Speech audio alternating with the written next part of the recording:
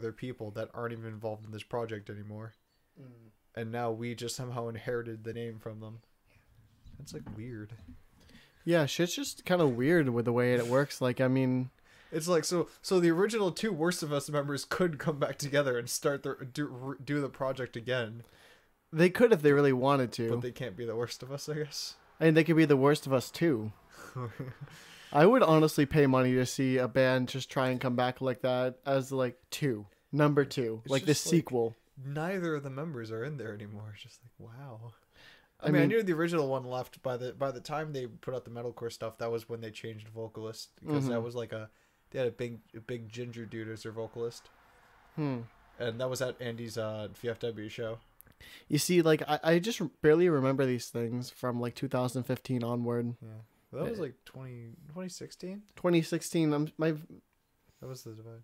Yeah, that was like they were. I remember Andy's VFW show happening in like 2015, 2016. Oh yeah, like, that's when they already had a new vocalist, and it was that big tall ginger dude. And then now there's another vocalist again, who's now the current vocalist, and also the original guitarist is gone now too. The one with like the gauges and stuff. Shit's whack, dude. Yeah, I can't. I mean, I almost kind of go up to both of them and be like, how would you guys just redo the project again, I guess, now? Because you're both not in the band anymore. I kind of find, because one of them, I think their name was Devin, but I don't know which one that was, if that was a guitarist. I feel like I know the name, but like my brain is farting out on me. I think his name was like Devin Sullivan. One of the members. Devin Sullivan, yeah, I think that was the name. Was that the guitarist, I think? Maybe it was like... It was the guitarist or the vocalist, I can't remember. I feel like it's the vocalist, because I know that I've seen that name in places. Well, yeah, well, it's hard because, I mean, he it was more so, I think he was someone who's talked about a lot at the barn, but he never, the problem is that the guitarist performed more than the original vocalist ever did. He only did one ever performance, and it was just with another person. All right. Oh, no, they actually were performing again under a different name. Oh. So I guess that's probably when they he left the band. All right. But I think we are sounding good, so I think we should get this episode going. Yeah, I guess so. All right. So, headphones off. My hair still looks like a floofy mess because I'm a piece of shit. I was supposed to get a haircut. I wanted to get a haircut on Saturday, but I couldn't. Well, I mean, we can always try and get haircuts throughout the week. I'm going to have to just wait until the weekend. All right. Okay. But where was I going with this? Right. Yes. The 49th fully recorded episode of Rockland Rebel Radio will begin in 3, 2, 1. Greetings, everybody, and welcome to the latest broadcast of Rockland Rebel Radio, a mostly local music podcast. I'm your host, Ian Garland, and with me is my brother and the co-host, Angus Garland. That was such an awkward emphasis on the H. That was it sounded like you were trying to cough, but you really couldn't do it. It was just like some wimpy half-ass like coughing. You see, I have to You see, I just have to change that up sometimes, man. You know how it is. You know how it be. I feel like the variety comes from the fact is that I just have some weird answer every different time, or sometimes I don't even acknowledge what you said, like introducing me, and I just start saying about something else. Yeah. That's fair. That's fair. I don't know. It's hard to like come up with different things on the spot that aren't just like some different way of saying sup, yo, hi. I mean, you could just scream yeet at me and walk out one day. I ain't one of those kinds of dudes. That's good. You're not one of those kinds of dudes because I need some sort of stability, something I can count on in this show. I mean, I wouldn't use that particular word choice. True. Yeah. You should be louder. I get. I'm not feeling it. I mean, you were feeling it right there. The loud, the chronic. But here, on this episode of Rockland Rebel Radio, we will be discussing music we've been listening to this last week or two. Or in my case, it's going to be the music I've been listening to for the last month, because it's been almost only one thing I have been listening to. And then Angus will grace us with what he's been listening to these last 2 weeks.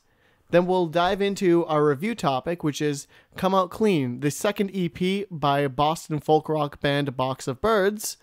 And then we'll dive into some music news, talk about some shows that are coming up that we enjoy or are really excited for. And then we'll end the show there. And Angus, What? That's weird. It's mirrored, so if I move like this, it's like opposite. I never noticed that. So I was trying to do like a chest thing. I was doing just like a spin around, and then but it went backwards. So I don't think I did it right. You're supposed to be able to do things like that. Sure. I was learning dance moves. That's cool. Yeah. I mean, like it's showing you what other people would be seeing, basically. That's so. weird. Wait, they actually see it like that? Yeah. Well, this isn't mirrored. This is just like if someone was looking straight at you, dude. That's weird. I feel bad for them. I feel bad for people who have to look at me on a weekly, bi-weekly I basis. need to like get my good side, I guess. I should just like get sideways like that.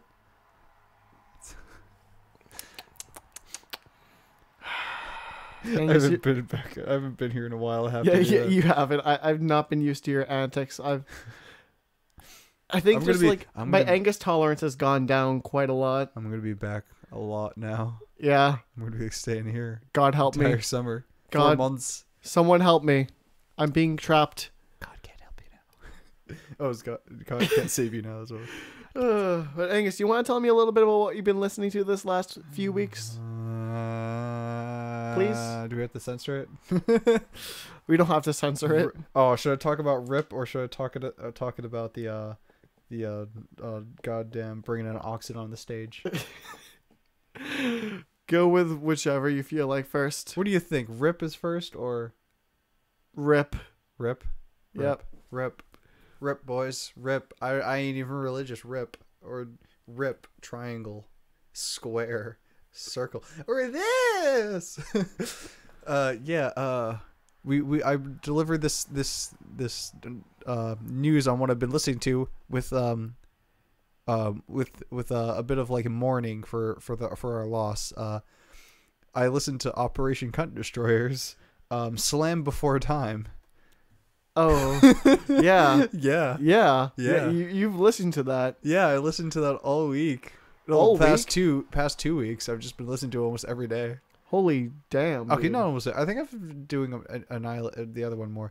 I don't know. I listened to it. I did listen to it a bit. It is fun. Seriously, come on, Slam Before Time. That is an amazing title.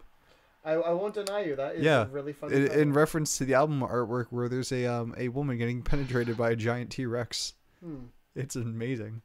And a lot of the theme being around that T-Rex, because that's basically kind of their mascot now. If you look at all their album artwork, it involves that T-Rex with his dick somewhere.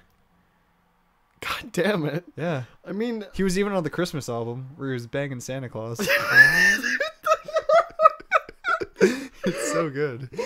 So good. Oh, God. All right. I didn't need to hear that, but at the same time, I think I needed to hear that. Everyone needs to hear that. I just thought the name was hilarious, but then I actually went in and like saw their shit, and I'm like, this is funny. I love this. And just tell us a little bit about Cunt Destroyer that you figured out today. Well, I did learn. I guess they're a Scottish like duo. They're a vocalist and a guitarist, and everything else is just sampled, I guess. Sampled, synthesized, whichever. Yeah, sampled, synthesized, whatever terminology you like to use. I got really close to the mic for that one, but yeah, they're I guess they call themselves they're a slam band. Yeah, like slam metal. Yeah, they are kind of a slam metal going on right there. Yeah, just really just slow down. I think there is like one fast part. But yeah, I guess it is the same with a lot of just gutturals and squeals and a lot of really weird samples. See, I need to actually pull it up. Oh, I don't have my phone, so I can't pull it up. Your phone? Yeah. But you can just But there's like the one where about like the children one that was very weird. It was like the something of a 10-year-old butt. I think we just got all we need to know just from hearing that. But basically, there's a lot of like weird sounds, like "back off, you spokey bitch." What is that from? I don't know. It was just like a movie sample. There was like a sample of a movie thing. It was like Josh, cut off his penis. Something just came out of my vagina, and then it just someone just yelling, "Back off, you spokey bitch." I fucking love it. It's so weird. I love it. They just I love their sense of humor. It's just so messed up. It's like if you took like early Bodom albums where they usually start songs off with samples from like songs and just they cranked it towards the goofiest levels possible. They've sampled documentaries. Yeah, they or like educational videos. They sampled an educational video that was like describing on what a T-Rex penis would have looked like, and it was amazing. Dude, yeah, I gotta give him props for that. That is like real dedication. Yeah, that's dedication to the gimmick. I can admire that. But we also deliver it with sad news because I think just today, all of their music just got removed from Apple Music.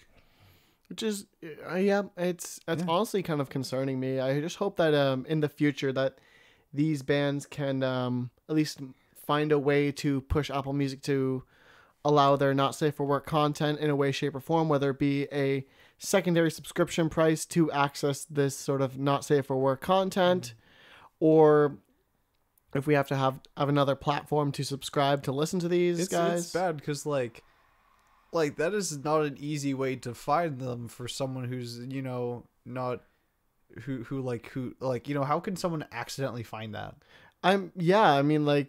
Maybe it shows up on like the Bandcamp just released page at the time. Yeah, but like the Bandcamp is fine because Bandcamp doesn't give a fuck. But it's like, how does someone I don't really know like the other thing besides them going, oh, we just don't want this vulgar stuff on our platform or something like that. But it's just like, I feel like they just sometimes take things too far for them. Because it's just like, you know, it's actually not the worst place to have that because, you know, people aren't going to just stumble upon it in Apple Music. It's not going to suggest that to people unless you're already listening to that kind of stuff. Or you listen to something like Infinite Annihilator, it'll be like, yo, hey, you'll like this. Yeah, not really. Well, they're not really connected. It tries to get to more connected stuff, but like, it only does that. It only does like, would you like this for like stuff that like hundreds of people listen to, almost thousands. So hey, oh wait, people do actually listen to it a lot, but it's just like, you know, you have to find some of those words. So you look up Operation Cunt Destroyer actually is on Apple and is on Spotify at least, but it's only just Slam Before Time, and the artwork is censored. The artwork is censored a tiny bit, so it looks like either it's a Scottish flag. Yeah, I never realized on top of the that butt first. and on top of the mouth. Yeah, I know. That's what the Apple Music one had too. Okay, all right. The artwork was all censored for everything, but it's just like they still took it down anyway. I love it because the Christmas one, they censored it with like a little sticker of like Rudolph. It's beautiful. Over the sex, which was great. But yeah, you know, it's just kind of sad. Yeah. I mean, I'll just buy this stuff off of Bandcamp now. But have all the uncensored artwork, which is like, you know, I feel like it misses something without the artwork being uncensored. Yeah. Like you don't get the full Operation Cunt Destroyer experience. My girlfriend just tuned in. That's probably one of the first words she heard. I think she's heard. Has she heard worse from me? I don't know anymore. I don't know. I guess. But so, mind if I just dive into what I've been listening to, just so we can get that out of the way? Yeah, sure. Awesome. Sure. Angus, don't do that. That's gonna weird people out. But not like anything else I was talking about is gonna weird them out anyway. No. True. It's totally normal. You know, talking about. Yeah. But in this last month, I've listened to what could easily be classified as 80% anything John Darnielle related. John Darnielle being the vocalist of the Mountain Goats. And I've listened to a bunch more albums like Transcendental Youth, a little bit of Heretic Pride, which has a really cool song called Lovecraft in Brooklyn. Because did you know that H.P. Lovecraft was horribly racist and that a lot of his like writing inspiration came from like fear of like people he didn't know about, basically? Kinda. Well, I mean, like that's one particular standout song on Heretic Pride where he kind of takes a character that's extremely paranoid and afraid of everything, and basically the whole song is described. He describes his paranoia as being like Lovecraft in Brooklyn. Whereas at the time, I think in like the very early like 20th century, Lovecraft moved to Brooklyn with his wife and met a lot of people of different cultures and whatnot, and was probably scared out of his mind because of it. But yeah, that was just kind of a little interesting tidbit. I found a lot of fun in Transcendental Youth because that album, instead of just going the traditional folk route, it goes into a little bit of indie rock kind of territory, similar to like what the Flaming Lips sound like, similar to what Steve Burns' solo project sounds like. It's really cool, and There's been a lot of songs I've been jamming on there. I think that even might be your speed, considering you probably were. I don't think you were really like you didn't love it, but you didn't hate like fucking All Hail West Texas, right? I don't really remember. I mean, it was in the car ride, but it seems like you're probably tuning it out because it wasn't your style. Yeah, I was. Yeah, I guess because if I don't remember it, I wasn't really feeling it. I guess that's fair. It's, as I've said before, what John Darnielle is very much known for is his lyricism and how he can spin certain songs and create such strong moods. Like all of the album The Sunset Tree, which is one of his big albums where he has like a full band. It sounds really bright and happy at certain parts, but some songs are literally about, say, using like dance music to cope with the fact that his stepfather just beat the shit out of his mother, and coping with the fact that someone is literally going to die, someone he really loves and cares about, and then basically there's a whole song dedicated towards his troubled adolescence, running away from home for a few days, coming back. All framed around how he's going to survive this coming year. Easily is one of his most popular songs, too. But did I tell you about Goths, too? His album from last year? No. Alright, well, basically what he did for one of his most recent releases on Merge Records was he dropped the guitar entirely. Someone who's been playing guitar for easily 30 years says, I'm done with the guitar for this album. And he writes jazzy, poppy pieces. And it's really fucking cool. It's like, I thought you meant like you literally just had a recording, you just like had a guitar and he just kind of like dropped out of the ground. I mean, that'd be funny as fuck. Like just during the performance, he's just like, fuck it. Oh, I hit the mic, but he just like picks it up, just drops an acoustic guitar, and you just hear it slam, and you just like, and he just starts performing a cappella, just like, for the longest time. I think that's what you're going for. No, I was just thinking of just like a. My life sucks and my parents hate me. It's just like that bullshit. But it got really interesting because first the album's called Goths, and it's literally about the whole goth scene of like the 90s to now, and like the music that's all involved in it, stuff like bands that are derivative of The Cure and of Depeche Mode and Bauhaus, stuff like that basically. And it's the culture surrounding it, and there's poppy also like kind of jazzy songs where he's framed these characters as like playing 12 bar blues in a goth venue, and everyone hating the fact that he's playing it, even though this is like a tribute to his dying friend. Damn. And then people wanting out of the goth scene because like all they're doing is being strung up on crosses for sets.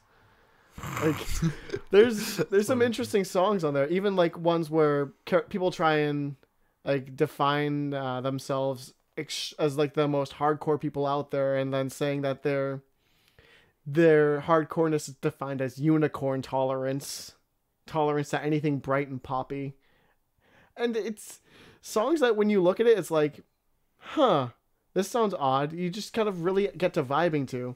There's even a couple ambient tracks on the tail end of the deluxe edition, which kind of tie in with another facet of the goth culture too. And oh, I forgot to tell you, the album before this too, Beat the Champ, is about 70s era wrestling, and there's a song on there called Stabbed to Death. What the heck was it? Stabbed to Death Outside Puerto Rico?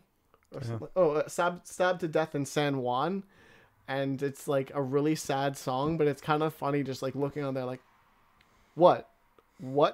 Oh, that's a song. Yeah.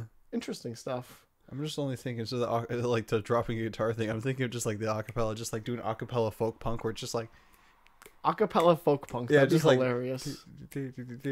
I hate I'm depressed. It's just like, it's like I'm depressed and I hate myself and I did something terrible when I was a child and just bullshit. Just like do all the folk punk things but acapella. We should get Friendly Dog in on that. I just love it too because I was making a joke to someone today about folk punk, like it's like a guy with a mandolin walking through our campus. And I'm just like that Like we're like, what? Like, is that guy? That guy's just gonna be like the only performing opening act? He's just by himself, and I was just like, yeah, he's gonna go up there and just like do a bunch of folk punk and sing about how he's depressed or something. That's cruel. I had to, but that's what folk punk kind of is. It kind of is, yeah. Yeah, I enjoy it. We're just like it's beautiful. It's fun. It's nice. And again, I do recommend at least listening to one of those 3 or 4 records I mentioned today, like, because I'd say at least you'll vibe more with John Darnielle's like full band compositions, because it just kind of is a lot more captivating and a lot more energetic with like some of his presentations in a full band with like crystal clear recording quality that you really don't hear in his earlier records, like from West Texas back. And yeah, I definitely recommend it, because like dance music, it's literally so poppy, so dancey, yet it's literally a song that leads in with my stepfather yells at my mother and hurls a glass at her head, and I run upstairs for cover. Damn. Like, shit gets dark.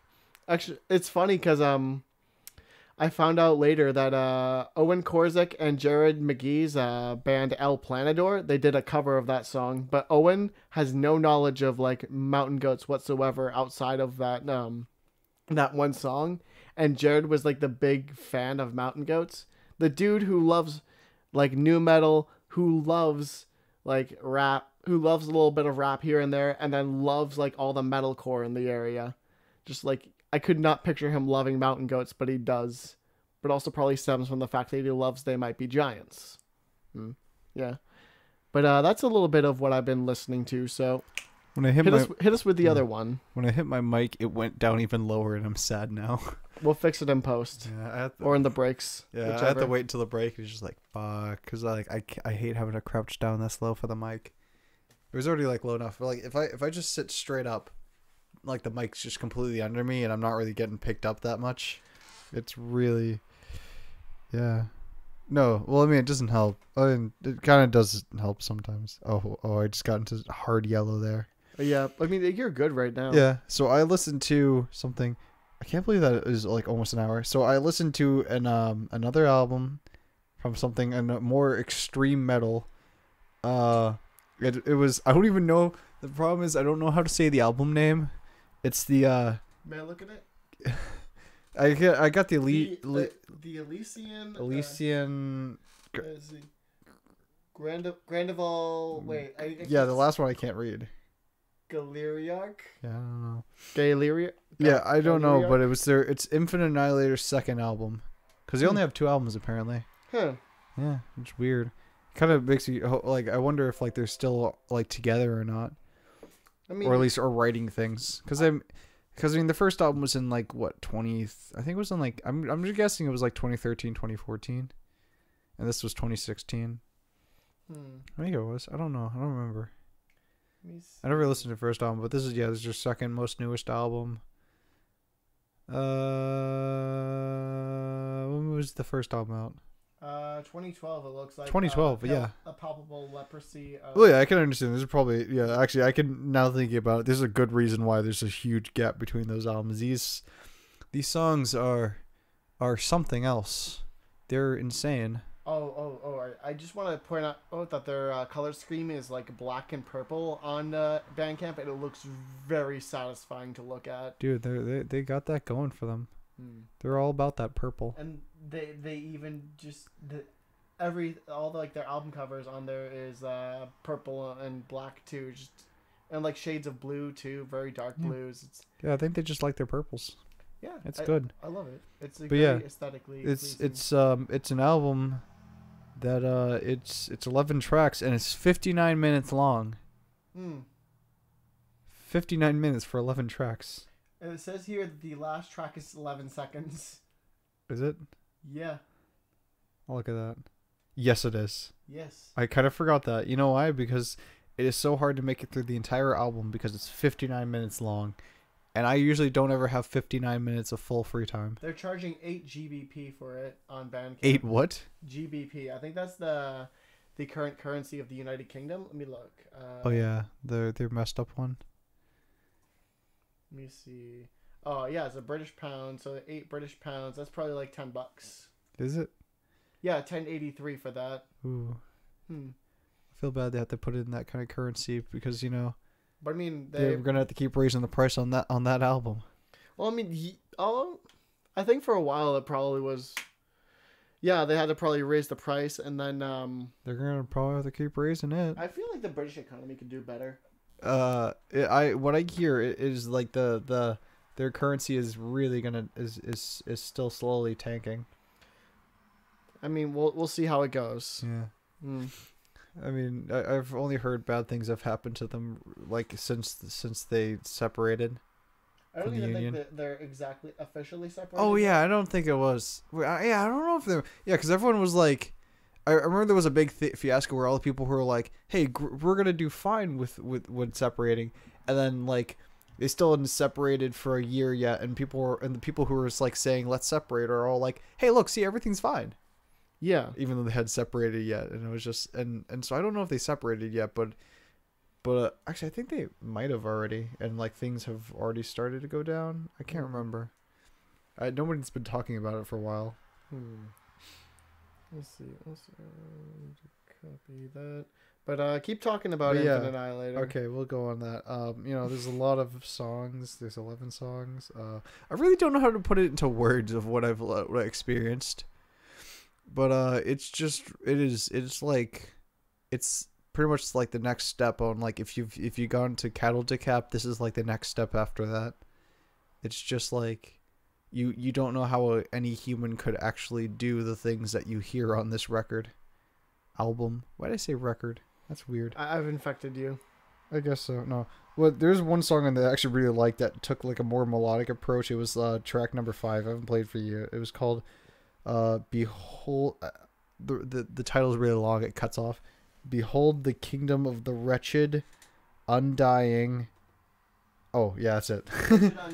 Wretched Undying, featuring Tyler Shelton, Brian Long, Dylan Becker, and Chris Whiten. You finished that before the thing even finished scrolling across my iPod. Yes.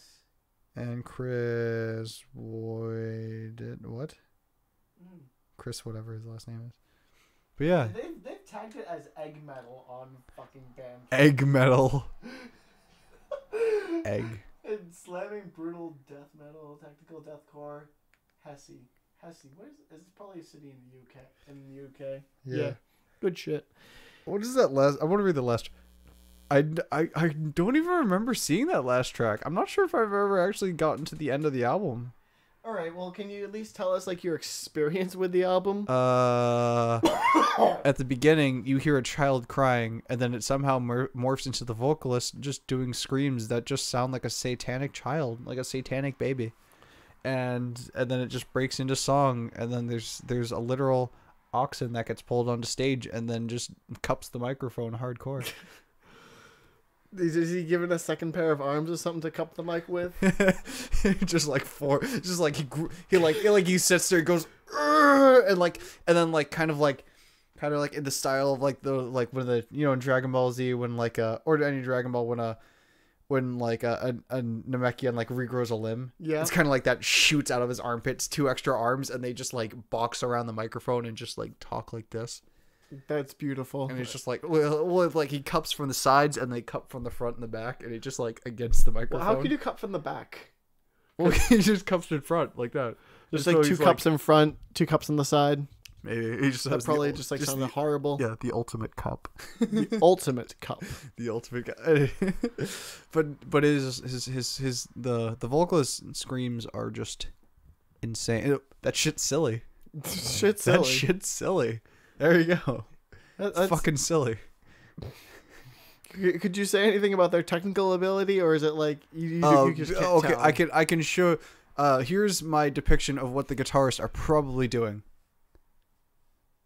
That looks like they're just tickling a really long penis. Oh, sorry. Sorry. I was still on the on Operation. I was still on Slam Before Time. I'm talking. Okay, so it's like this. There you go. All right. Slam, tickling a giant dinosaur penis. That's the joke.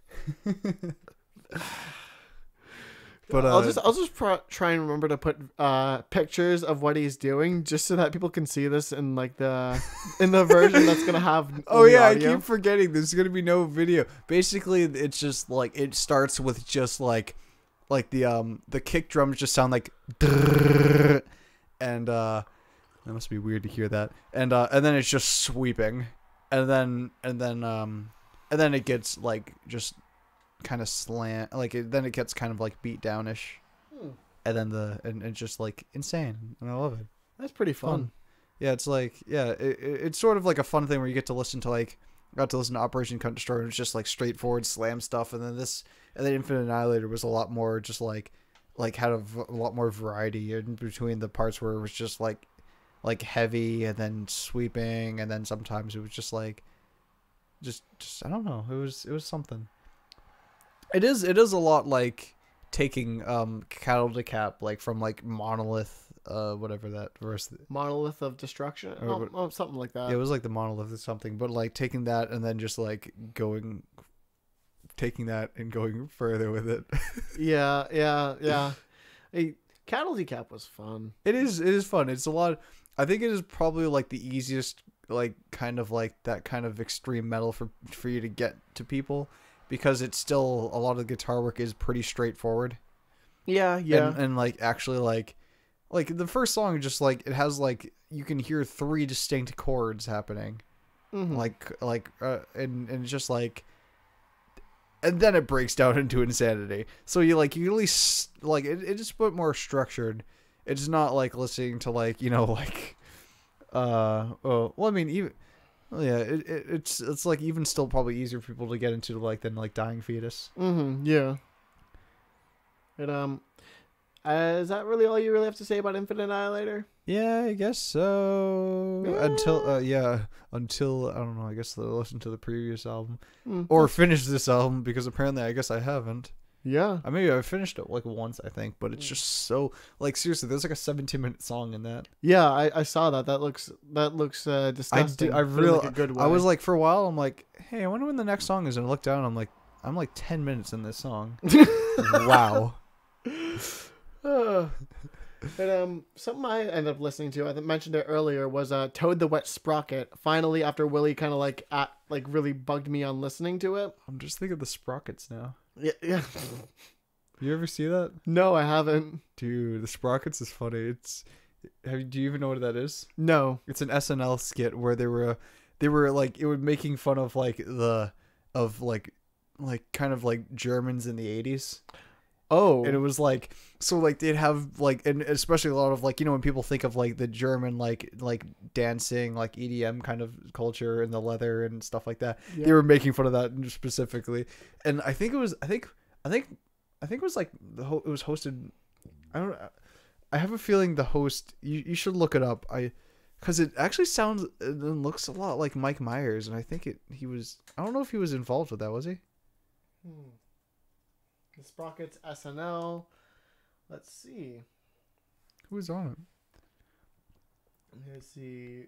Mike Myers. Yeah, it is Mike Myers. Yeah, Mike Myers is hosting it. He kind of is doing that Dr. Evil kind of voice. And it's just like, there's a bunch of other people just pretending to be like Germans. And like, they have a point where it's just like sometimes he'll say random, like he'll be like, do you want to pet my monkey? And he's just like, he goes up to him, he's just saying weird things in German at it. And then to a point at the end, they all just start dancing, and there's just like a guy in a leather jacket who's just like a flat, they gave him a flat top, and he just has weird sunglasses. He's just kind of like doing this with his shoulders. Oh. He's just like moving his shoulders up and down and just like stepping in a very square motion. Just like and other weird stuff. They had like a dance party episode one. It was just, you need to watch it. It's so stupid. I love it. But on leave him and I'm speaking. Like, that was the one thing he yells just randomly. But on to Toad the Wet Sprocket. So when I listened to it, I was like, okay. It sounded a little bit like folksy, and then kind of devolved into areas where it felt very indie rocky, kind of reminiscent of the 90s bands, and then it also got a little butt rocky too.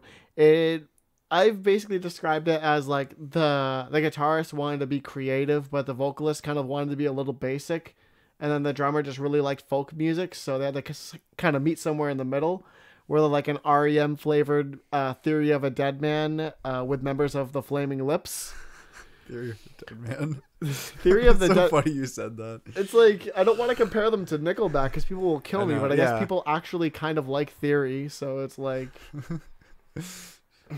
I still love that. Did you ever hear about that one David Cage game that was I'm trying to, I think it was Deadly Premonition, where they had like one of the main characters had a stereo in his house and all the music on it was Theory of a Dead Man. I'm pretty sure that wasn't David Cage. That was Suda51. Deadly Premonition, I think, is Suda51. No, it wasn't Deadly Premonition. It was something else, but it was a David Cage game. It wasn't Heavy Rain? No, it was an old school PS2 David Cage game. Fahrenheit 451? No. I think it was one where the main character was like committed a crime he didn't want to do and he was trying to avoid it. Let me look, because like I know Fahrenheit 451 is no a game, so I'm just. It was not that. I was like, what? It was a PS2 game that was like where you were like being held, you were forced to kill someone. I think it was. What is that? Fahrenheit. No. There's Omicron, the Nomad Soul, but that's like the really old ugly game. Because like because all he has is like the Heavy Rain games. It was an old school David Cage game which followed on the same thing. It was really bad, and Adam played it. Well, Adam from Your Movie Sucks played it.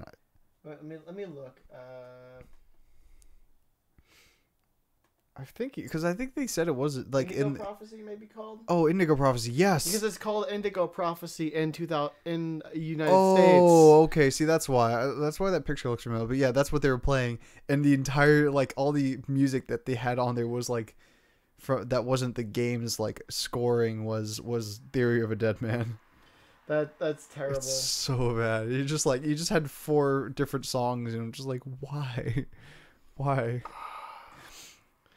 But that was kind of it was kind of a shared like pooled description that Willie and I like kind of created about them, because Willie knows that we like REM, so it was kind of like him trying to sell us on it. Yeah, that's what I heard when you say REM. I'm like, that is trying to sell me so hard. Yeah, but I mean, honestly, like I see what he says after telling me like it's very REM flavored, and I think you would enjoy it, especially since you like Document and other REM albums and whatnot.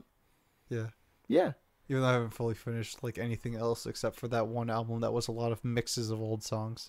Well, you should definitely just sit down and listen to Document one day, then jump onto what was the album even called now? I just need to fully listen to a bunch of REM albums, because it's bad because I like REM, but I just haven't fully listened to all their albums. It was also bad because I listened to like that one album with a lot of remixes that like had a lot of better versions of certain songs, so I was just like, so I go back to the older songs. I'm like, these are not as good as what I have already. But the album was Dulcinea. It was a '94 album, and let's see, it was all apparently about the Spanish novel Don Quixote. I don't know what it's even about, but it's like it's a neat little concept to know about, and I guess it kind of gets the mind revving, thinking like, maybe I should check that out. Although I don't have the time to read. Reading's for chumps. School is for chumps. School is for chumps? What is this place? That's all I really have to say, though. Like, it's just kind of a nice, comforting listen. Do you have anything else you want to tell me about, brother? I'm not sure. If I say anything, will it be used against me in a court of law? Yes. Your mom. That's harsh. That's cruel. That's mean, I guess. I really don't think I listened to anything else. Did I? Like, I'm trying to remember in the past 2 weeks what I did. Oh wait.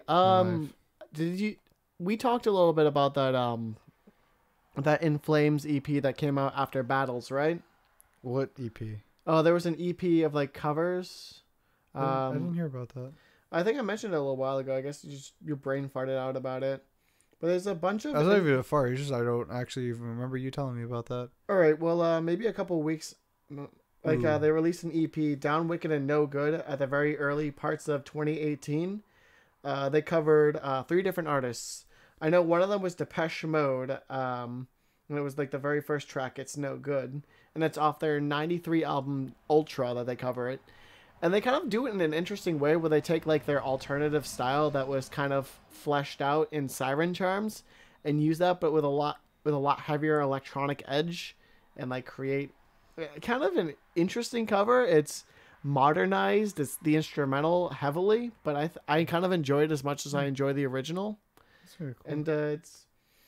And I like everything here, but the cover they do of they cover Johnny Cash's Hurt, because instead of saying Crown of Shit, they say Crown of Thorns. Crown of Shit was what Trent Reznor said in the original Hurt. Damn. But no, they say Crown of Thorns here, and I feel mildly miffed because, again, I love like Trent Reznor's version of Hurt better than Johnny's. As much as Johnny's is really good, I just think like that. It could have been one of those things where it's like they thought they never really heard one. They only heard one of the versions and not the other. Yeah, that's fair. I had that once where I heard someone else's do a version of Wagon Wheel, and I thought they made the song, and it turned out that somebody else, that was like a Bob Dylan or something like that song. I keep forgetting there's a Bob Dylan song. Yeah, because I used to think it was, because I heard it originally from a band called what were they called? Was it like a punky band? No, they were like a folk band. It was called what are they called now? I used to like know off the top of my head. There was like a really long weird name. But like I used to think it was like a different kind of band, but it just wasn't, because that's what someone else credited. So I'm like, oh, I guess that's the band. Huh, whack. Yeah. But they might have at least credited the fact that it was like the full band like instrumentation of it, because from what I understand, Bob Dylan's like a solo singer songwriter. Yeah. Well, like I don't know. Wait, what do you mean? Like they might have credited like the cover to that band because they like may have transcribed a full band version of it. Well, just like this person did a solo acoustic cover of it. Oh, solo acoustic cover. And then they were like, oh, they heard this from like it was Old Crow Medicine Show, which is where they heard it from, which is a folk band that doesn't even and it's just like so. But I didn't know that band was also covering it. All right. So it's weird. Let's see. I think. I were just talking about. We were talking about.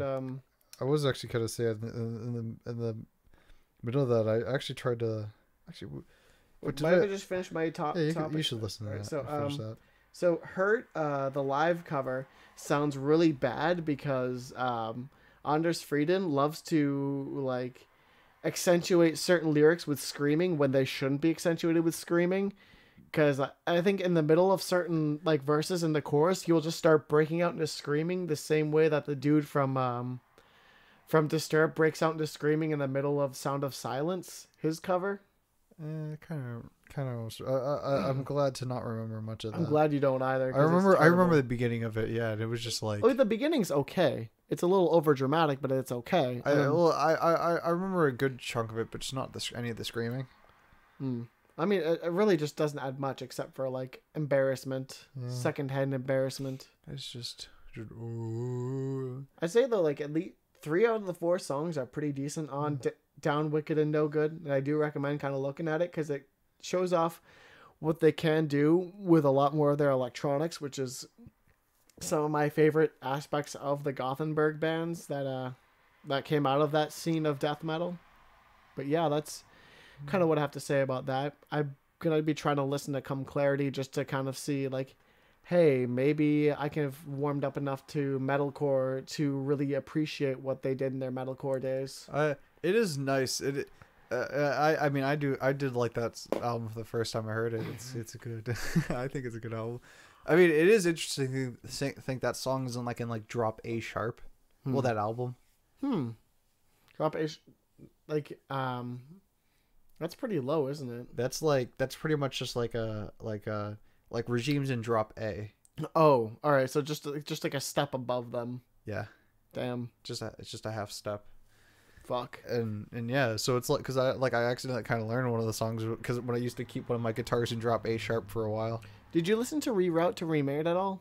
What is that? It's a 2002 album by them. I don't think so. I can the only ones I have on there are because I'm gonna explain that Reroute to Remain is completely turned me off from In Flames in general, at least with their metalcore years, and I only kind of got into their album, A Sense of Purpose, which was very Hot Topic core. Yeah, I never fully listened to that. It was also because it was just like I wasn't sure if I was feeling it at first when I was listening to it.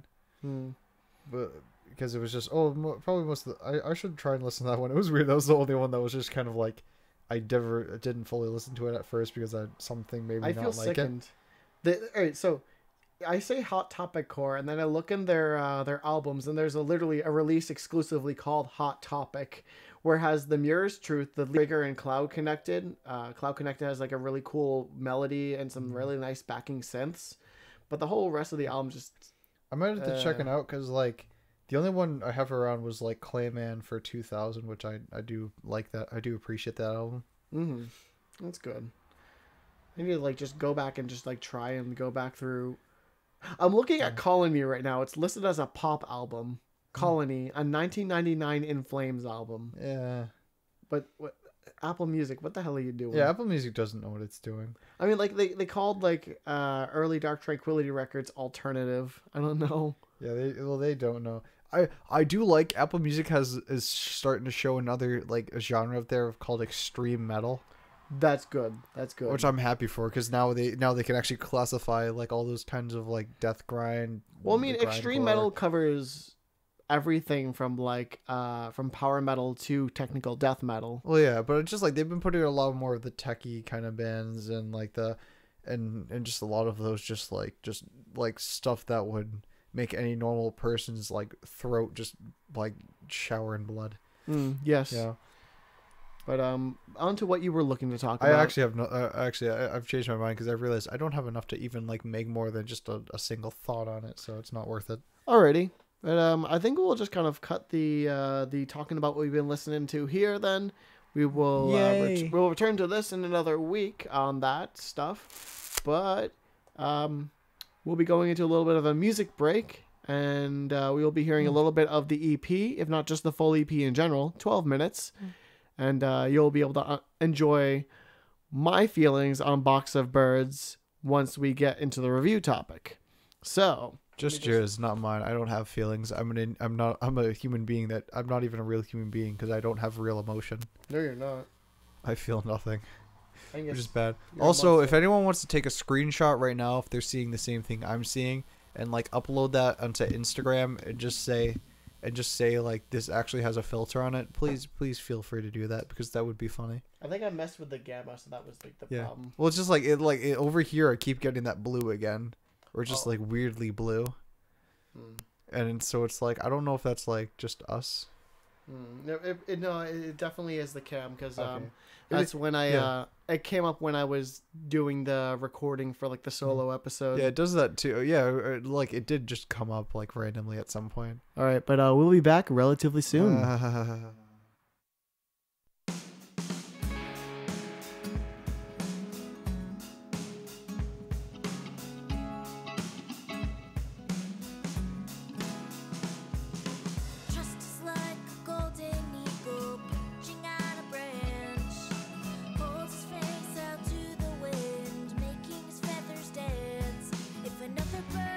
Close to him, he looks back to his nest, sings out his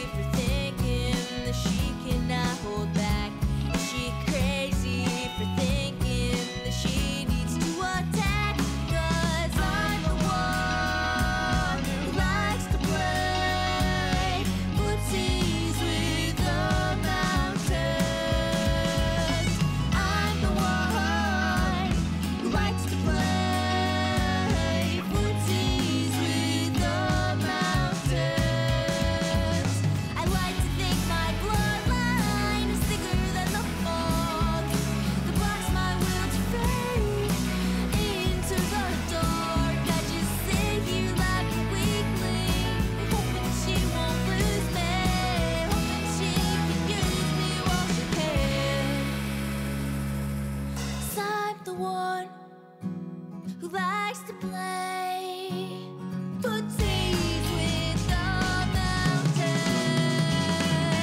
I'm the one who likes to play footsies with the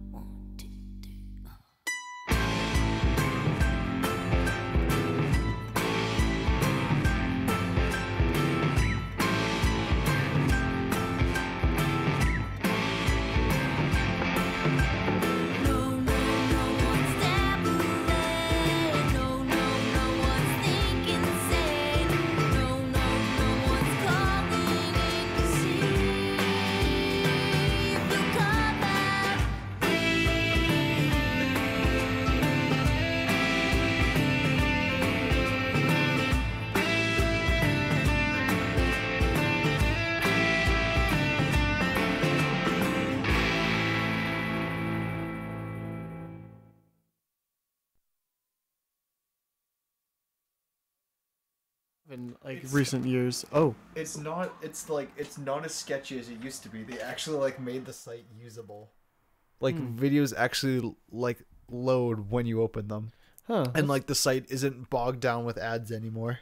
That's whack. Like they actually cleaned up. Like I went in there. It was like, I mean, I also have an ad block, but I was just there on my phone finding that video and just like it's not just blowing up with pop-ups anymore. Well, I mean, yeah. Daily Motion's actually become a really respectable platform. A lot of people who post YouTube. people who left YouTube can kind of host stuff there, but they don't earn much money. Yeah. And from what I understand, a lot of like people who post the Steven Universe episodes after they air usually host them on Daily Motion. Yeah, a for lot of little stuff bit. gets posted on Daily Motion to like that was posted. That full episode was posted on Daily Motion just to get away from like getting taken down. That's pretty cool. But like, I'm glad that site is like actually not as like, because I see that go up and I'm like, oh no, not this site again, because I'm like, I'm totally gonna get a virus here, and it's just like they fixed it. Yeah, they fixed it. But, so I would be fine with things moving over there eventually. But we're not here to talk about Daily Motion. We're here to talk about Box of Birds' new EP. I always feel like you Come always, Out Clean. I mean, I don't know if it's my fault that I always talk about something else whenever we just start. It honestly is just really convenient that I get to have that lazy segue. Well, it's just like, yeah, just I'm always here to talk about something completely different, like from the break. Yeah.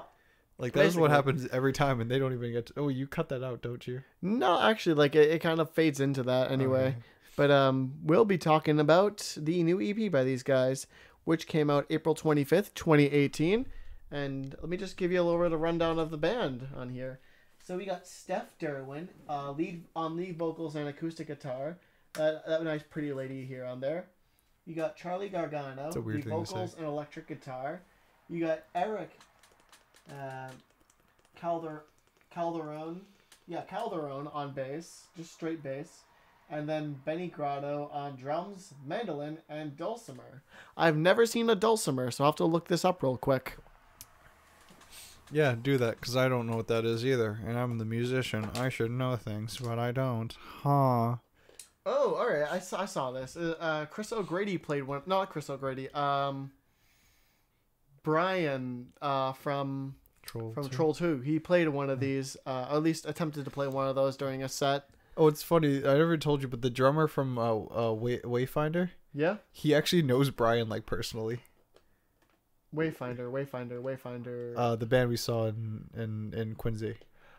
Oh. Yeah, their drummer, like, I was talking to him during a weekend, and I was just like, oh yeah, there's, like, talking about folk bands. I was like, oh yeah, like, this band Troll 2. He's like, oh, like, or something like that. He was just like, oh shit, he was just like, oh shit, I know Brian personally. I'm like, wow, that's weird. That's funny. Like, it's Troll 2 makes a lot of rounds, so it's like you can't expect them to, like, not be, like, well known by so many people. But, so, let me just kind of give you a little bit of a rundown on Box of Birds. So, again, folk rock act. They employ a little bit of punk in there, too. This is their second major release ever since their first EP. What was it called again? I wasn't hearing much punk in there. A Place on the Wall Where a Picture Used to Hang EP. But I feel like it got a little bit of punky in at least, like, the third song. Maybe I wasn't really thinking I that. feel like at least it was like kind of towards the folk punk end of punk. Like it was definitely not full on punk, crazy punk, but it had those like punky elements where it was like it wasn't totally. It's very vague to say, but I feel like there was that edge in there. My leg was caught behind the mic stand. I hope that doesn't sound weird on the recording. It might. Probably will. I don't know how it got pinned between see, it was just like, it was on my lower leg, so it was just like, I couldn't get it through. Oh boy. This is going to be a long episode. Yay. So, the EP, Come Out Clean, features 4 songs. It's about 12 minutes long.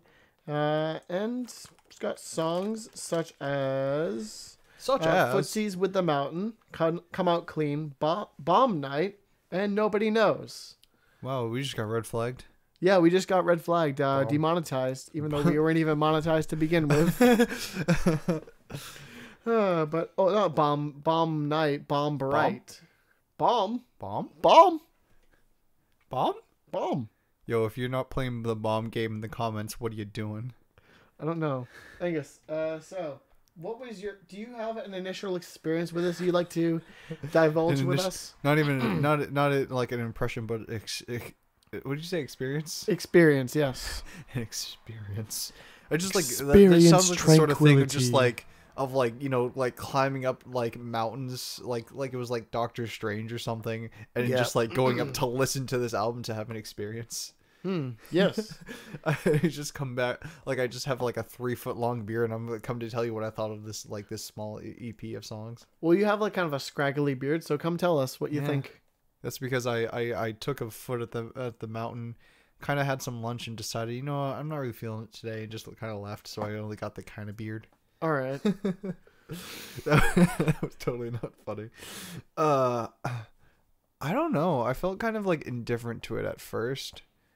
I was liking it, but it never really caught me. I can understand that.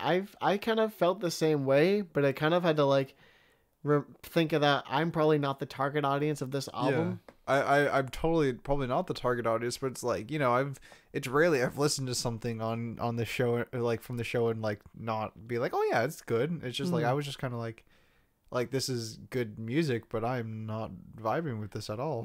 I understand. Did you at least kind of like put on some headphones and kind of really Yeah. try and take in the whole I experience? tried to listen to a lot of all of it, and there were like, you know, there were like good things that were going on here and there that I enjoyed, and I mean I was kind of like enjoying some of the lyricism, but then there were other parts of it where I was just kind of like, you know, I don't really feel this. I can understand. My initial experience was I was listening a lot through phone speaker just to kind of like get a gist of like, oh hey, what's this kind of like? And I was kind of like, it was okay. It was okay. But then when I kind of started putting on headphones, putting it in car speakers to get a listen on it, I really found that the full arrangement of like instruments throughout there, the way they were kind of layered and like mixed throughout the record really kind of created an interesting atmosphere. It created a nice mix of sounds to listen to. Like some songs where I'm hearing very faint in the background, like either it's the dulcimer or it's like a banjo, or probably not even a banjo. I probably got it wrong. It's probably like a mandolin or something. I wasn't hearing much of that. I actually didn't know that was in the mix. Yeah, I don't know. I never heard that one. Well, it's like I took quite a careful attention when I yeah. was listening on the studio headphones. It might not it it might not come out in like I was just using my because it was getting hot out, so I was only able to use. I wasn't able to use my full Bluetooth headphones. I had to use some like earbuds oh yeah like because it got really hot out. that's understandable. On your full like Bluetooth headphones, like you will hear everything on this record. I was hearing quite a bit, and I was just like I was getting gist of it. There were certain like things like I could hear the guitar, and I'm like that's a guitar. I mean, like they've got like acoustic and Yeah, and a lead and they even Yeah. I think in did you in Bomb Bright did you kind of hear that really dirty low stuff? Do you think that was bass, or was that just a really dirty guitar they were using at the time? I have to check that out again because I don't remember hearing much of that of It was Bomb alright. Bright. I Something don't know. like that. It probably could have been a bass from the way you're describing it. Mm-hmm. Maybe a bass through like say like a Fender Rumble or something like that, I could see that. or just like it was kind of like very low and fuzzy and but like not a whole lot of lows. Yeah. Because that's actually what usually when people go through those like amps that have like they don't have like an overdrive, it's like a kind of like a distortion on it or something like that, and it just sounds very fuzzy. All right. Yeah. It's the kind of same sounds people like they use for like old Metallica like bass tones. That's kind of what I'm thinking you're probably talking about. Yeah, that's what I kind of was envisioning that. Yeah, 'cause that's what they were. They sound disgusting. Well, and that kind of stuff sounds disgusting to me. But It's disgusting, but it had a nice like kind of. I'd have to listen to that again because I guess my headphones weren't really putting it out that much because you know they're like. Yeah, those little itty tiny- bitty. You probably shouldn't even use those for like listening to music. We have to critique. I was only able to. It was like 80 degrees most of the week. Fair. I mean, like If I have full leather headphones against my ears like that, it's I would at least recommend like never mind. I don't even need to recommend that because you're kind of stepping away from going to school and whatnot anyway. So like yeah. I mean, I could listen to it when I'm sitting inside an air conditioned room, but I don't have that outside of here. Yeah. Well, that'll be fixed this week. Yeah. But so kind of could you pick out like some favorite tracks of yours on this thing? I don't know. It was hard because I was trying to think because I think Bomb Bright was one of the ones that I did really like. For some reason, I'm totally blanking out on the song right now. Mm. But like I think because I remember back then I was kind of liking Footsies with the Mountains, like just like I was mostly on it. Mm-hmm. Especially just for like a lot of like the first half of the song, I was actually really I was kind of going with it a bit. All right. It was strange for me, but I was like kind of go with it, and I was liking kind of the I think they were kind of like I think it was a bit of I guess it was kind of metaphor in the beginning with like the bird, Yeah, a it lot was of bird very metaphor. metaphorical. but also I just like things that mention like birds in the songs, even if it's metaphorical. I'm like that like always catches You're my a attention. sucker for the bird metaphor. Yeah, no, I am. Well, no, remember when Perennial Quest and I was like my favorite song was Lone Lost Sparrow? Yeah. Yes, bird. If you include birds heavily into your song, I will totally just vibe with it. Your bird sona is speaking to you. Yeah, totally. Yeah. It's good shit. No, birds are fucking cool. Yeah, they're cool. Yeah. Yeah. I was like sitting outside Dad's shop one day with like just the woods were filled with blue jays. It was just like, damn, Yeah. it's It's crazy. fucking cool. But yeah, Bomb Bright, there was I remember listening to it and I did like it because I was like I'm just remembering off the like what I was like the mental note of like songs I liked. It was either that or like it was no or I'm thinking wrong and it was like Nobody Knows, but I know Footsies of the Mountains was up there. Nobody knows. No one's thinking me. No, something like that. It goes something Maybe. like that. That's the lead up into the chorus. Like Yeah, actually, like, it probably like, was Bomb the Bright. the main lead goes down no. I don't know. Maybe it probably was like Bomb Bright was one of the other ones. Probably I liked was. on It there. sounded like it sounded very drum heavy and That doesn't help me because again, I just completely like Right, don't yeah. remember it now anymore. But I kind of can feel that Bomb Bright had a nice bright summery vibe with its like lyrics. It kind of like had an interesting start where it was just kind of like talking about trolling on Facebook and Reddit and then deciding like, hey, let's go outside and enjoy life. And Oh, now it's kind of come back to me when you said that. Yeah, I remember that now. yeah, and but I feel like Come Out Clean for me was a little bit better because I just personally liked the message it was sending about kind of abusive relationships and kind of women who are taken advantage of and really have no courage to step outside of these like these relationships they feel comfortable yet unsafe in. And it, honestly, I kind of think that this is a more beautiful song for the messages trying to drive home about like finding courage in these situations. And I kind of appreciated that. But I think like instrumentally, like Footsies with the Mountains, and Bomb Bright do come out on top because Footsies with the Mountain has just a nice, like vibrant mix of sounds presented there, especially with like the guitar at the end where it's like kind of just like something like that. Like, and I just, damn, it was just really nice to listen to this. Like, I'll even give out that Nobody Knows. Like it was just, it was really nice, really catchy and folksy. Like this whole album is catchy. Yeah, I was liking like at the end of Nobody Knows. Well, like Nobody Knows where like the electric guitar was like very present in there and it had that like kind of like that whenever guitar gets into like it had that sort of like single coil, very very very clean twangy kind of sound. Also, I screwed up earlier. I was quoting a lead up into the chorus for "Come Out Clean." I think maybe, but yeah, Nobody Knows. Like I can appreciate that. I think I appreciate like the gang vocals and the crowd cheering that they put in there too. It really created a nice atmosphere too, and yeah. Yeah, but it was weird when I heard this. I wasn't hearing folk. I was like, I heard folk leaning towards like country sides of things than anything. And that's what kind of like where it kind of lost me there, is because I can't listen to country. They're very country driven, and it is a mix. Like you do hear the folky part of it, and you hear the maybe the rock part of it, but like then it gets the sort of country thing where I was just I was like that's where it just kind of makes it hard for me. I understand, but I mean like. I think we've covered a lot of things.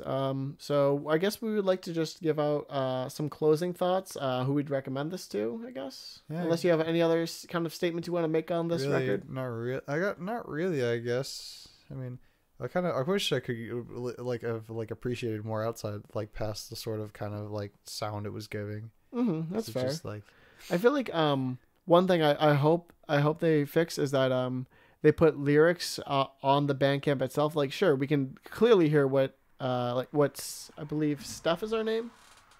Go off of that.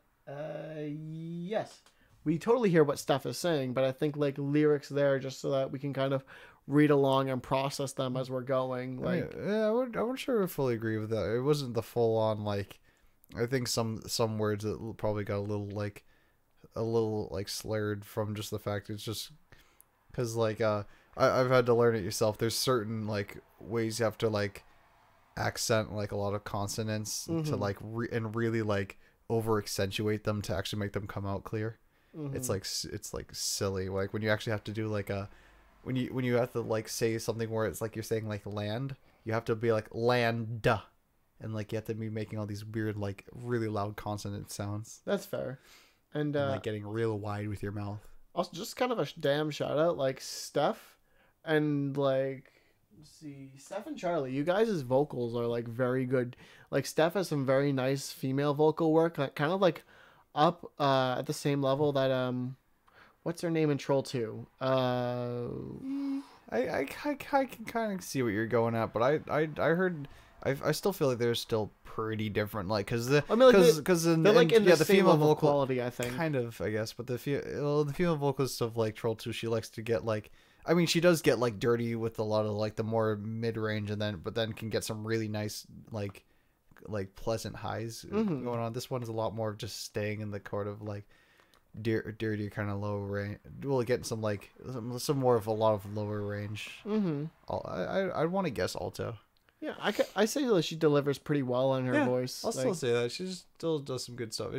It's just something that's a style of vocals that's just very very different for me. Yeah, and I've also just shout out that cover art actually honestly looks pretty dope. Like, I was trying to process what that actually is because I really don't know what I'm looking at. I see a hand, but after that, it's a hand washing a fork. Wait. And what looks like milk, but then there's paint splatter there too. Yeah, like I couldn't make that out, especially on my iPod. I'm looking at this. I'm like, what am I looking at? There's so much going on. I mean, I do like it for its creativity. Yeah, I'd say it's neat, but I don't know. I kind of like cover art where you can, or like you. Well, I mean, you can kind of at least process what's going on, or just kind of like get drawn. I wasn't drawn like to looking at that cover art a lot. That's fair.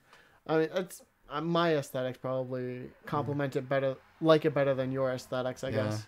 I do also like just, again, it's very minute, but like the font choice, it's like I will say that is pretty nice. That is it really kind of flows with the album. Yes, it does. Cover. It kind of flows with their genre too, as well.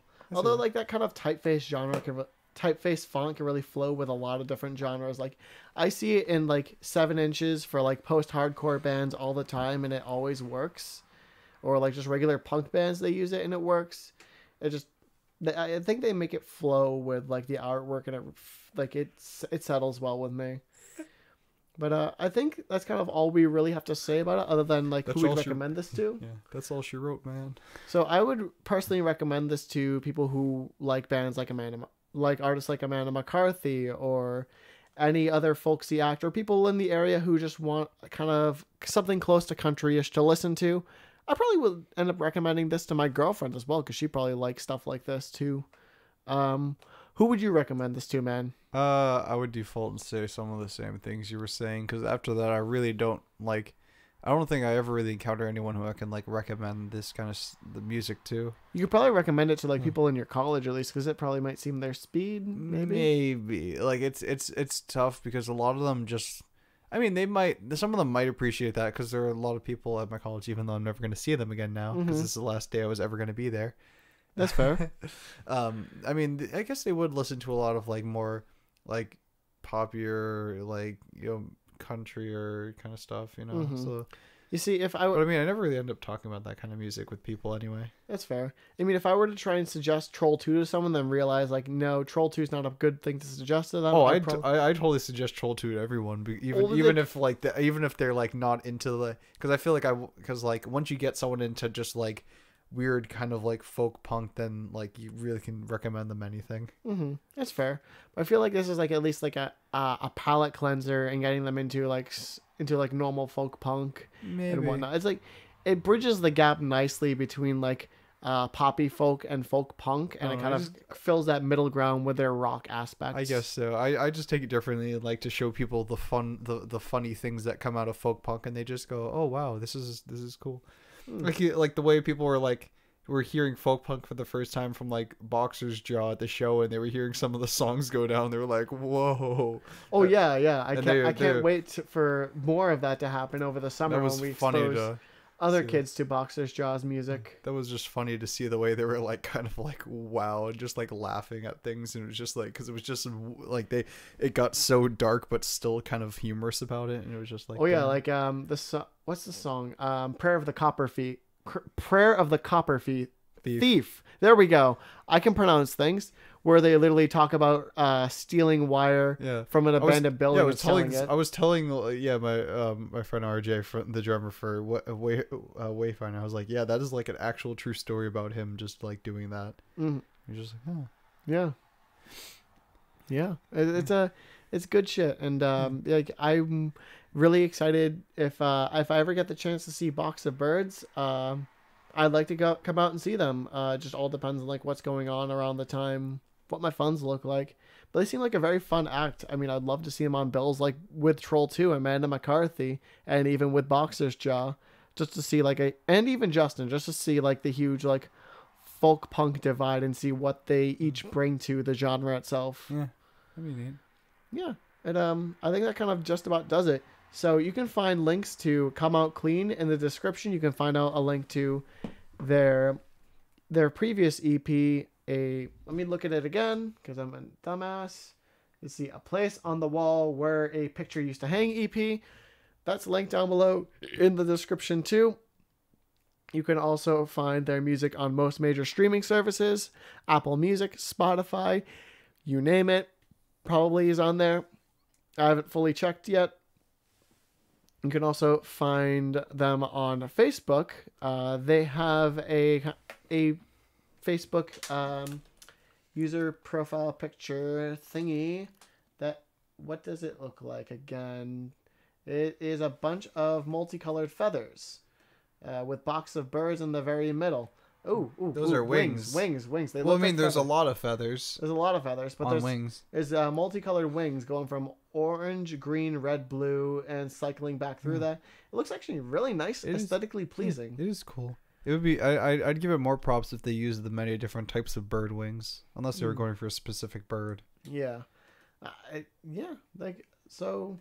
Definitely give these guys a listen and enjoy their music. You can even buy it on Bandcamp as well, obviously, for like $7 for the major EP Come Out Clean. And let's see, for the price on A Place on the Wall Where a Picture Used to Hang, you can buy that for $5. A little bit of a $2 increase, but I think it's worth it because these guys are pretty worth it. But I think that just about does it for this review. And we'll be back in about 6 more minutes. We're going to play the last half of this record, and then we'll be back to talk some music news and whatnot. So stay tuned. Yeah.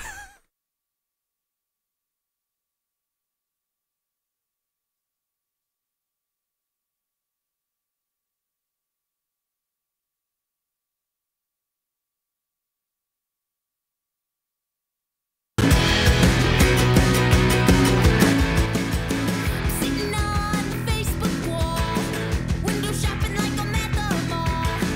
In the end, I think I'll troll on Reddit.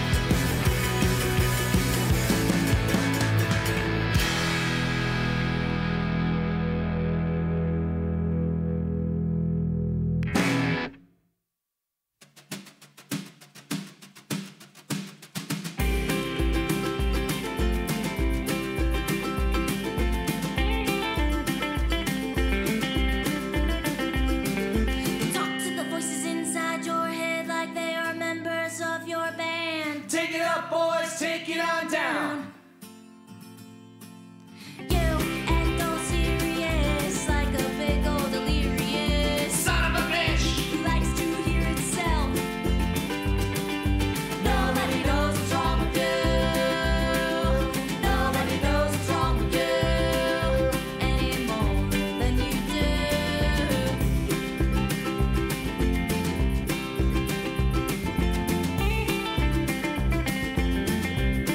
You sink like a ship in the cold spring breeze. You think so hard on your bony knees. Maybe it's time to calculate your life.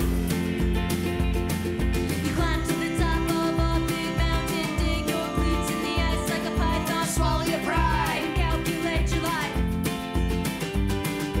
Nobody knows what's wrong with you. Nobody knows what's wrong with you. Nobody knows what's wrong with you any more than you do.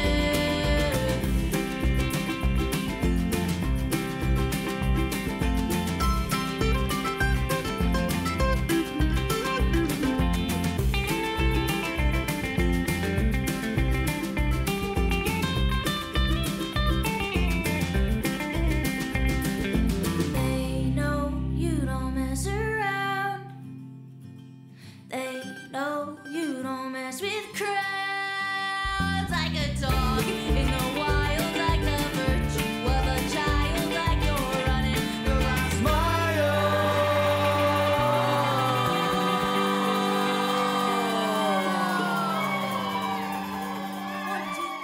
Nobody knows what's wrong with you. Nobody knows what's wrong with you. Nobody knows what's wrong with you any more than you do.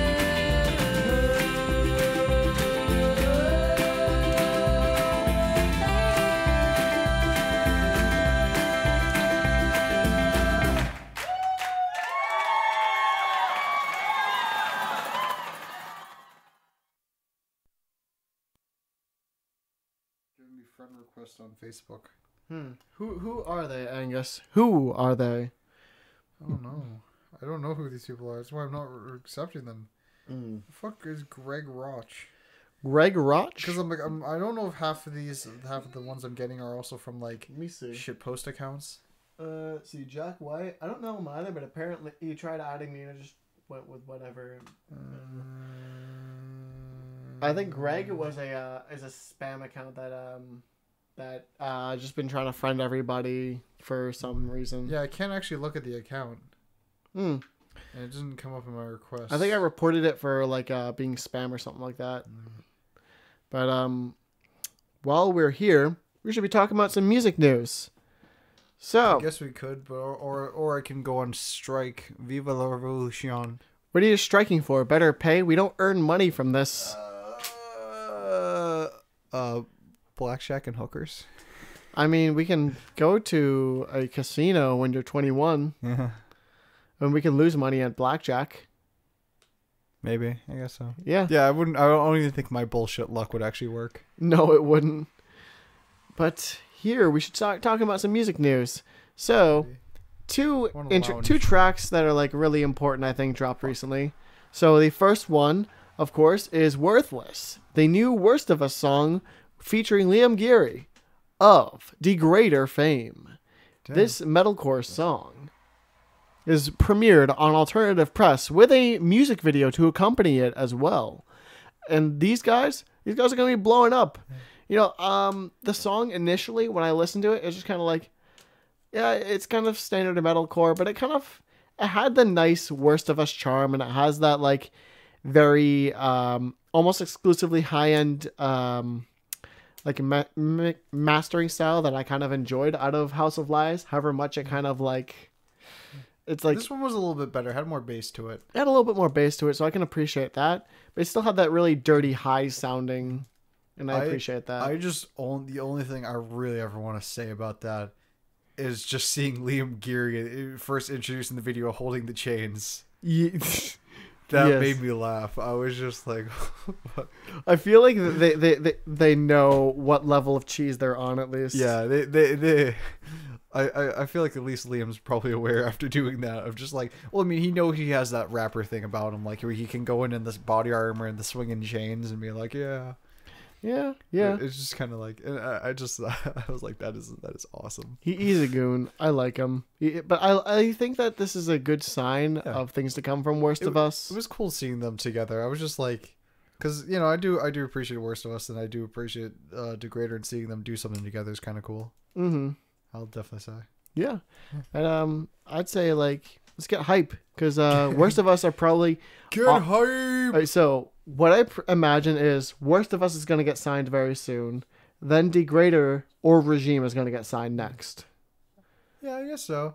It would be hard because Regime doesn't have as much out there as like the other two bands. Dude, Frankie Palmieri wore his shirt in a music video. No, oh yeah, okay. I guess I'll give you that, but it would have to. It'd be. Yeah, I guess so. I feel like they're next on the block after Worst of Us. Worst of Us is I would say undoubtedly going to be first because they were I think they were involved with a smaller label when the divide happened. Maybe. I feel like back when they had a different the second vocalist and like because that did actually come out on an actual platformer thing. There was something about that, like they were actually like partnered with some smaller time company to actually do that. I think. Let me look at it. I think that's what it was, but like it was also because they were able to be signed because it was back then. That's when like that sound was like the big thing of like that kind of clean vocal metalcore sound.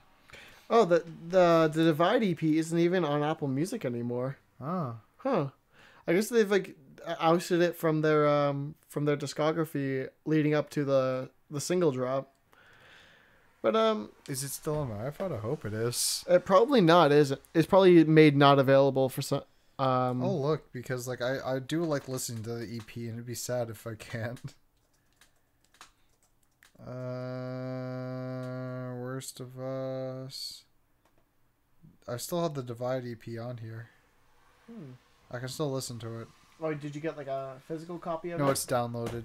Oh, download. All right. Well, if you connect to the internet and try and listen to it, they'll be like, oh, nope, you can't. And it's not even on their Bandcamp anymore. Wasn't even on their Bandcamp to begin with? It should have been, yeah.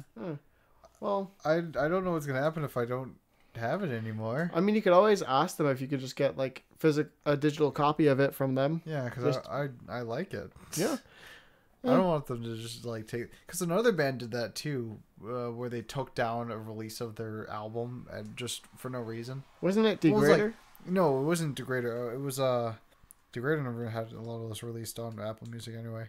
But was it Recon? Their first album, they took it down on the 10-year anniversary of the album and never put anything back up to replace it. Or maybe they did put it up a 10-year anniversary release of it. No, not on Apple Music. Was it at least on iTunes? I didn't see anything on iTunes. I don't even know if they did do a full 10-year re-release. I don't even think they did. They just took it down on their 10-year. Okay. Let's look at Recon real quick just to clarify this. What was the album called? What was the album that they took down? There's only 2 albums they have, and it's the one that isn't Viper City. Alright. It's Behind Enemy Lines and Graves.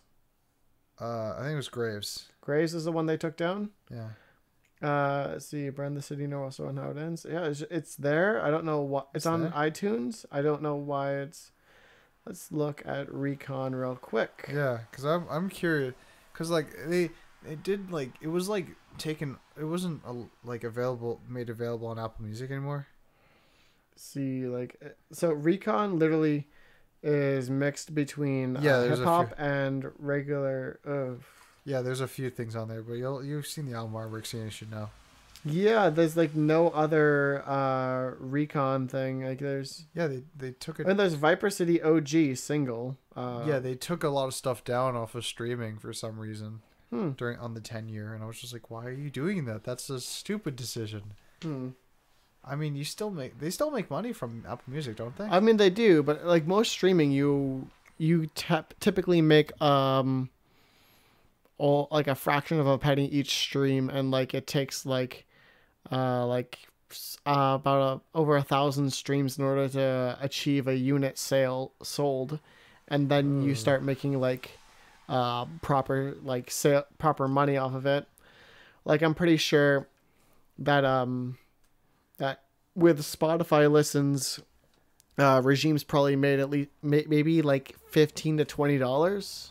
Damn. I mean, like I might be completely wrong, but I feel like that they're not earning a lot considering. Yeah, that's true. It's just sad that like they had to take it off of Apple Music. Yeah, actually, no. I feel like they could have made like maybe $40 considering like how much they get streamed. Yeah. But so I think there was another song I wanted to talk about, which was one of the new songs from Kanye West that I played for you in the break. So I got fucking pranked. We're weeks late to this, but Kanye's been posting tracks recently to promote his big album cycle coming soon. Because he's got an album that he's produced, 3 albums that he's produced coming out within a month's time, and then 2 albums within 2 weeks that are 1 solo album and 1 album with Kid Cudi. Kid Cudi's album comes out. The him and Kid Cudi collab album comes out like 7 days later, and his like standard album himself is like slated for June 1st. And he's basically got this massive release cycle planned, and I am kind of excited. And to tease it, he released Yeezy versus the People, which was kind of him illustrating his viewpoints in these recent Twitter debacles where he's kind of caused crazy amounts of controversy. And then Lift Yourself, which he teased as being like this very uplifting song that's supposed to like raise your spirits. And after all the samples, they're just boopity scoop, poop de scoop de boop, boop de scoop, poop. I know I'm late to talking about this, but this is just fucking hysterical. You got fucking pranked. Everyone got pranked. It's a bop. It's a bop. I love it. It actually is pretty catchy, and I like the production job he put behind it. I also just want to like give shout out to like the artworks for both singles that he released are literally just like that image, which is just like the text message of sending an audio file over through iPhones. Like that's what it looks like when you send like a big audio file to someone. Actually, I actually show you because Nathan sent me a couple things. You can actually send like audio files on. Yeah. Like people usually who you actually text them. Yeah, you can text them on that. Yeah. I don't know if I've never tried doing it on my phone. Well, yeah. Let's see. I could actually text. Well, it's because it costs more to do that.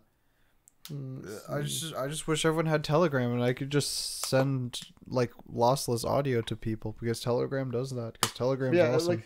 Like if you look at stuff like that basically is like that. I see it. Mm-hmm. I see. Yeah, it's like I just kind of admire the simplicity of those single artworks because I mean like it's not in something deep to read into, but I feel like there's just kind of like a uniqueness that I think only Kanye could have pulled off, releasing singles with those kinds of artworks.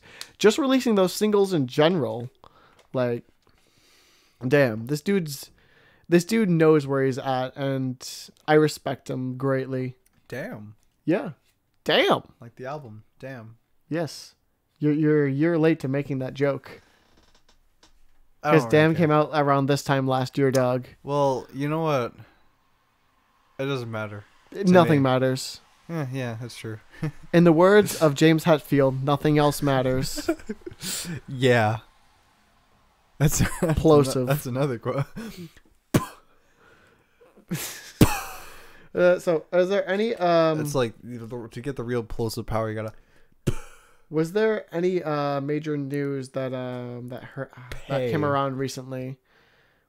I feel like there was some news. I don't really know. Actually, I know there was something. So Christian Veach produced a new EP recently, and it's coming out relatively soon. It is, where is it? It is a Hospital Sounds EP for Becca Levy. From what I understand, Becca Levy is an acoustic singer-songwriter, and I think her EP's coming out in June, so get excited for that. And Together Records has a new album that came out today. It was just announced yesterday. Let's look at Together Records MA, and let's see. It is. It's called Affinity and Beyond by Dave B. Savage of Massachusetts, and it's a 30-minute record, and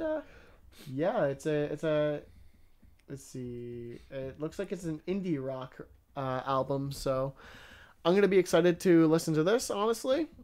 And let's see, is there a physical? Just a digital right now, but they're probably physicals if you were to approach Dave B. Savage about this. But actually, wait, let me just double check in merch. Is it? No, just CDs of Matt Minigel's Guts and City of Ghosts. But let's see. I think that covers a lot of major news right now. So just trying to dive into some shows, unless there was some news that you could think of. I got nothing. All right. Nothing. Forever. Let's see. I am your wife.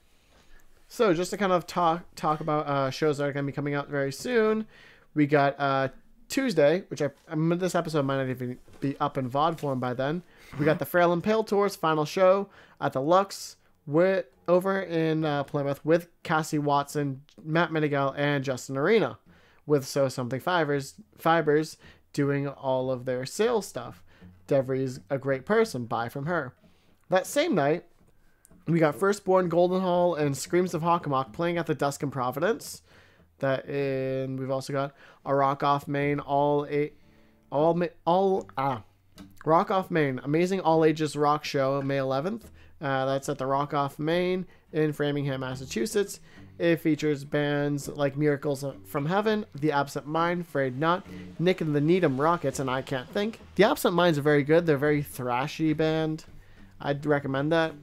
Still got that Seven Spires show at Sammy's Patio. You should go. Adrian's a gorgeous lady, and she's got some great pipes on her. Frenemy, I've already talked about that. Self-Inflicted's got their first New Hampshire show back with Serosa, Bottom Feeders, Low Points, and Underthrow. And Marble Mouth. Marble Mouth recently hitting the big stride with local scene right now. We got Christian Veach live at the Beat Bop on Saturday, May 18th. That's in Boston. And he'll be playing in a mix of acoustic covers and originals with help of his Looper station. And go to Boylston Street in Boston. Hear Christian not this Friday, but next Friday. Also a reminder, the big thing's happening. The big thing is happening this Saturday in Muir. I think it's Varials is on that bill too. Yeah.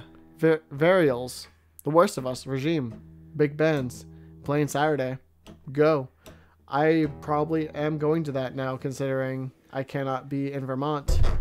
And then, but also on Friday, May 18th, we've also got Zero Holds, Ouroboros, the Rupert Selection, and Future Proof at the Dusk in Providence.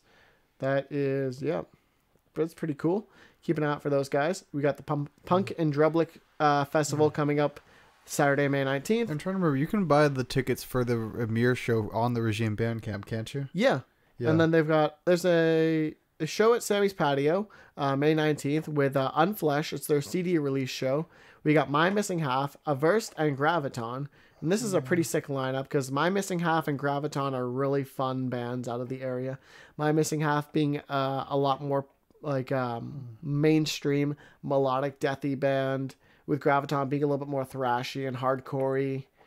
And then we've also got on May 22nd, Ingested, Body Snatcher, Signs of a Swarm, Regime, Wretched Tongues, and Marble Mouth and The Last King at all ages, happening at the Bungalow Bar and Grill, Tuesday, May 22nd at 7 p.m. Keep an eye out for that. In Good Nature's got a hometown show at the Knights of Columbus in Leominster, and that leads off some of their weekend tour with a couple of other bands playing that weekend. With Anyone Anyway, they even got Rocket Ship, Underglow, and Slime Boys. Slime with a Y. and with a Z. Damn. They got hip hop opening up for them. I can enjoy this. Yeah. Let's see. Party Ship with Young Abner, Glass Arrowhead. I got an invite from this from Will Valfiatis. This is up in Portsmouth, New Hampshire. If you want to go and check that out. That is Bloodbath. That is a big show. Troll 2, Muddy Ruckus, and Pratik are playing at the Thunder Road Music Club and Rock and Roll Bistro in Somerville, Massachusetts. That's a pretty cool 21 up and show. If you want to get drunk and check out Troll 2, June 1st. Horse Mode, Geff, and Boagrius playing at Uncharted in Lowell. That is June 2nd. Then we've got Bent Knee Gatherers, Ouroboros at Iron Horse Music Hall in Northampton, Massachusetts. That is June 2nd. That's a Saturday. Then Deep Sea Peachtree, Daisy Bones, Flaccid Ashbacks, and Lilith Blanc, all playing at Gold Sounds in Brooklyn, New York. If you're in Brooklyn, go see Daisy Bones. Let's see the Caps live at the Banner. That's June 8th at a Friday, and yeah, it's gonna be pretty great. Let's see. They got the Nephilim record release show with Conforza, Monument of a Memory, My Missing Half, Graveborn, Grind of the Dead, They Look Human, Matragaphy, and Attacking the Vision. Good shit. We got Skell, Regime. We got Skell, Regime, Hive Mind, Marblemouth, Low Points, and Kidnapped at the Shea Theater Arts Center, June 15th in Turner Falls, Massachusetts. That's a ways away, but if you're in the area, go check out that show, because Hive Mind and Regime and Marblemouth is a show to not miss. We got Scarlet Canary, Ice Giant, Vivisepulture, and Perennial Quest and Screams of Hockomock playing at Jewel Music Venue in New Hampshire. It's in Manchester.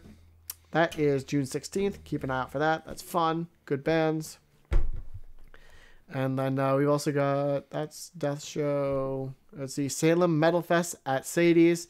It's featuring bands like Inconvenience Store, Soldiers of Solace, Held Under, Reaver, Feed the Beast, Sewn Together, Lost Art, number 8. Just number sign 8. That's awesome. I like that. Yeah. Very punchy.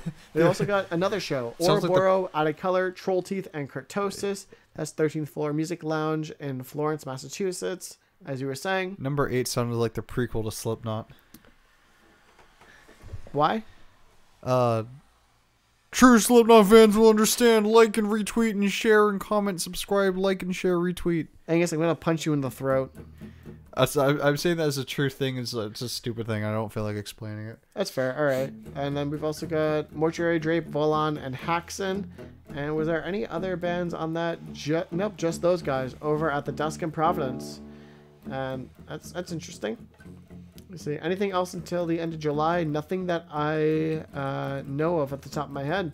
So I think that just about does it for upcoming shows. Just some interesting stuff that came out recently that I want to spotlight. Snow House has a new record that came out called They Don't End Pretty. It's going to be not this review, but the next review, because I know we want to take at least like 2 weeks to review full lengths. Yeah. And we've also got Z the Stranger's full-length album, The Anchor, coming out May the 12th. We've also got some new things that we want to shout out that have come out recently. We have got The Moment We Shared by The Fall Is Shorter Than You Think. It's a 4-song EP that I think might be our next review. It is all, but I think it's a solo album, an emo indie rock band act out of Lowell. Let's see. Yes, there's no credited artists on this, so it's just The Fall Is Shorter Than We Think. That came out relatively recently. We got Broken City by Empathy. It's a new song. It's just a single song. I think it's leading up to more content from them.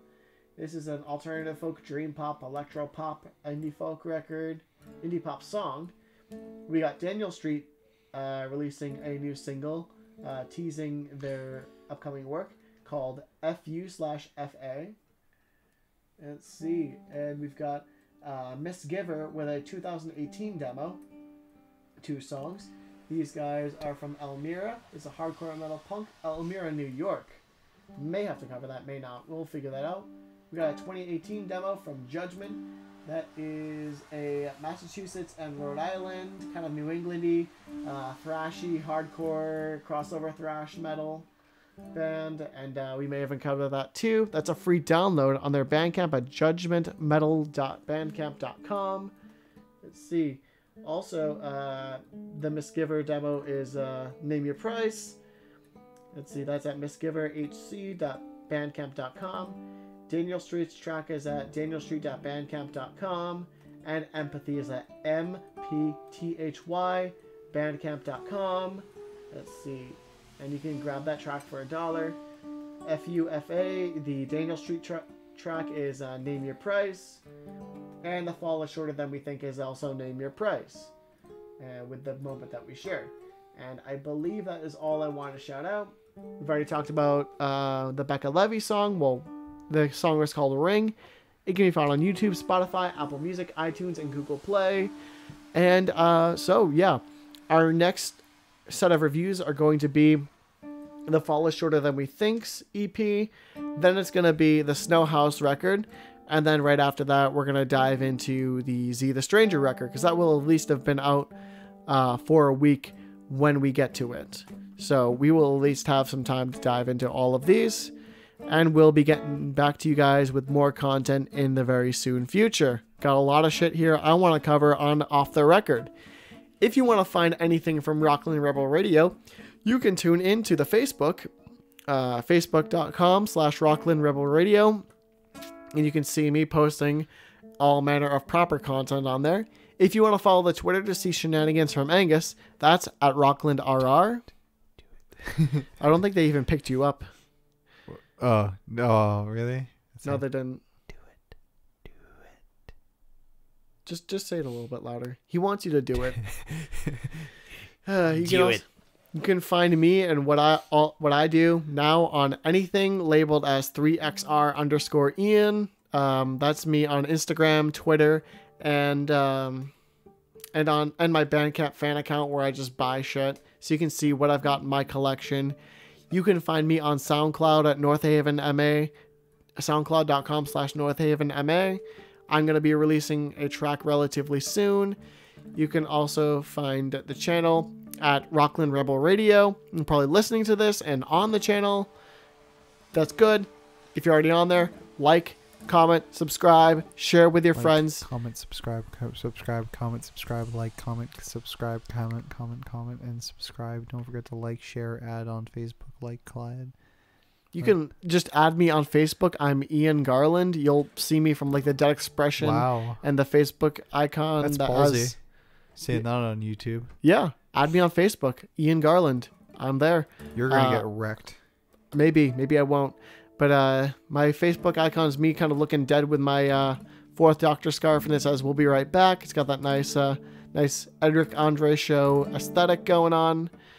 And yeah, you can look for more Off the Records really soon, and a new episode next Sunday. We're going to be dead tired because we're going to see Regime and Amir. Angus is going to have his ass kicked, and he's going to have to continue on Tent Up stuff the morning after. I don't know how petty I'm going to be. I mean, maybe for Regime, but that's all I can do. I feel like Regime will be all we can do, especially after all the Tent Up stuff. Amir is going to, if I was moving around during Amir, I'm going to die, because there are people in there who are not friendly, who are going to be in the Amir pit, and Amir pit's going to be like a no-go.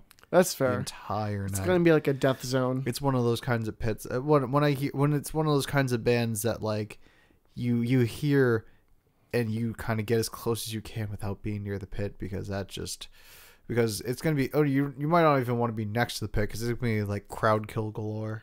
Oh yeah, probably.